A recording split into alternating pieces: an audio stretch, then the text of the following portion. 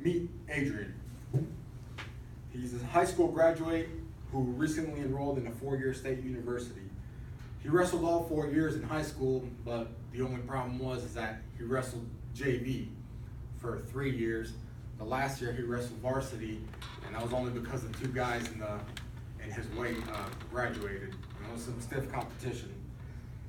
He wanted to attend a university and get a scholarship, but not many universities came crawling to him with his entire high school wrestling record of 28 wins and 132 losses. So he did what many American students do, and he took out student loans for a 4-year university. But the only problem with that was that it was $14,000 a semester for 4 years, which came out to $112,000 at 3.5% APR interest rate. Meet Chance. He didn't participate in any high school sports with the only exception of track and field his junior year. But it was only to get a letterman's jacket and to get invited to all the cool parties with the upperclassmen. So the teachers in his small school would pass him in all his classes with minimal effort. He didn't want to rack up student loan debt, so he started working at the local pizza shop in his town. With a little bit of money that he made, he saved up for trade school. He knew that he didn't want to rack up student loan debt, and he figured that he might as well go to a trade school, and he could choose a 18-week welding program for only $11,000, and the financial aid is helping him cover at least 60% of that. He will be a certified welder and will have a variety of companies that will possibly employ him, the majority of which are pro-labor union, which has health insurance, paid vacations, paid sick days, and a 30-year pension plan. According to thesimpledollar.com, one thing that must be considered is that for most people who attend a 4-year university, they will be 22 years old after graduating, which doesn't sound that old, but that's less time that you have. That's more time that it takes you to enter the workforce, as opposed to getting going to a trade school, vocational school, and selecting a program that's 18 weeks, 32 weeks, 54 weeks.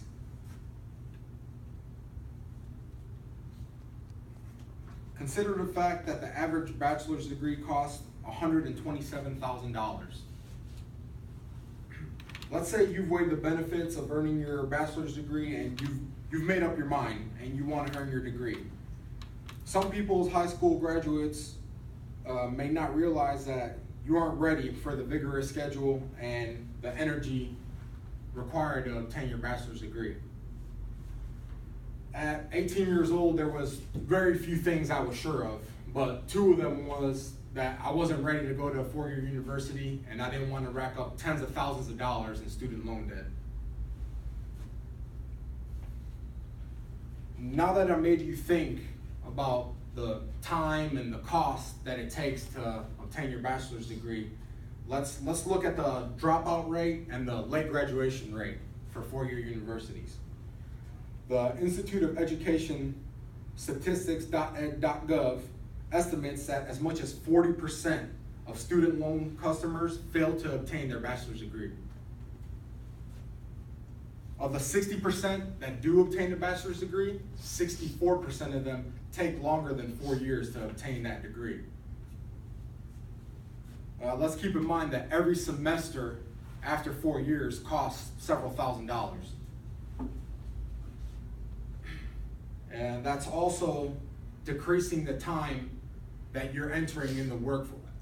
That's also increasing the amount of time it takes you to enter the workforce, which also leads to you making less money. US.news.com reports that many colleges don't even require students to choose a degree until the end of your sophomore year. By the time you realize what your degree plan is, you found out that your decorative pottery class and your gender studies class don't even count towards your degree. Let's say you beat the odds and you finally earned your bachelor's and are now ready to enter the workforce and make a lot of money.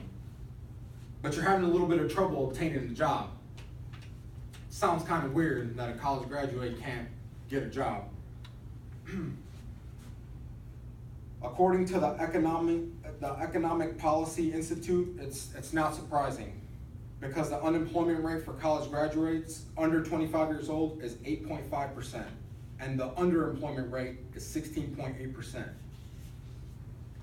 Now that I told you all the negative that comes with earning your bachelor's degree, if you choose the route to take student loans, let's go over a few vocational schools or trade schools. The Universal Technical Institute in Dallas-Fort Worth, for a 48-week program in automotive technology, costs $42,950. I mean, yeah, it's kind of expensive, but not that expensive compared to $127,000.